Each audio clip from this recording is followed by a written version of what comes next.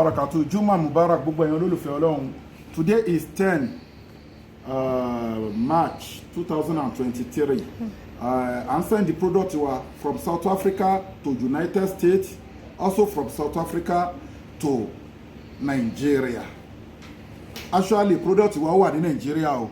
but ṣe mo pa máa ń sọ̀rọ̀ nípa àwọn special made wa. Irú ẹni ìsìn báyìí special made ló need la fi ń gbé ọjà wa láti South Africa lọ sí Nigeria. Bákan náà dẹ̀ ni a ní special made àti product wa tó ń lọ sí United States of America. So ìkànnì mo fẹ́ kí gbogbo wa case lọ́wọ́ gbogbo wa sí gbogbo ẹni tó bá ní ìpèníjà lórí àìsàn kan sí kejì ẹ get all in one ó ń wò more than 300 àìsàn kò sí rọ́ńbẹ́ àárín àwọn India làwà ń bí wọ́n ń lò wọ́n ń dúpẹ́ fọ́lọ́run wọ́n ń dààmú mi pé báwo la ṣe lè ṣe sí capsule mo sọ last time mo ní no kò lè lọ fún capsule because 1 teaspoon ìlàjì síbi ìjẹun la fi ń lè dose ẹ̀ so oye capsule mélòó la fẹ́ ní kéèyàn kó jẹ àwọn India ń lò wọ́n ń dúpẹ́ àwọn white ń lò wọ́n ń dúpẹ́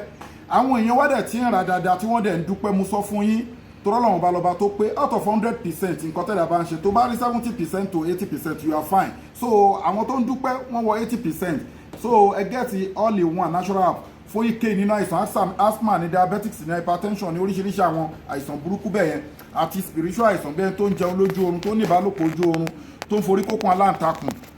ẹ gẹ́ẹ̀tì ẹ̀ abẹ́ntọ́rìn ìrìn ìmọ́lẹ̀ ẹ gẹ́ẹ̀tì ẹ̀ so bákan náà ni ẹ gbìyànjú kẹ gẹ́ẹ̀tì transformer 1100 power òun ní fún tọkọtìyàwó tó ń wojú ọlọ́run obìnrin tó fẹ́ conceive kíákíá tó fẹ́ lórí kíákíá 25,000 naira ní kò síbi tẹ̀ wá tá àti deliver product wa ẹ ti ọ̀dọ̀ sáà nísìn ọkùnrin tó ní weak erection quick ejaculation low sperm count tí ó lè ṣe déédéé lọ́dọ̀ ìyàwó gbogbo àrùn tó ń da nǹkan ọmọkùnrin láàmú tí ò kì í jẹ́ kọ́kùnrin lè perform dáadáa ẹ gẹ́ẹ̀tì transformer gbogbo àwọn àrùn tí kì í jẹ́ kóbìnrin lè lóyún tó ń do obìnrin láàmú ẹ gẹ́ẹ̀tì transformer so kọ́rọ̀ wa má pọ̀ so gbogbo ẹ̀yin tẹ́lẹ̀ nípèníjà lórí nǹkan míì tá a mọ̀ pé ó lè kọjá agbára product lè má tún gbé tó jẹ́ special made ẹ wo àwọn special made wa ni àwọn special made wa ni ẹ ti rí Nàìjíríà lélẹ́yìn ló ẹ rí pé kì í ṣe product special made ni bákan náà mo sọ̀rọ̀ nípa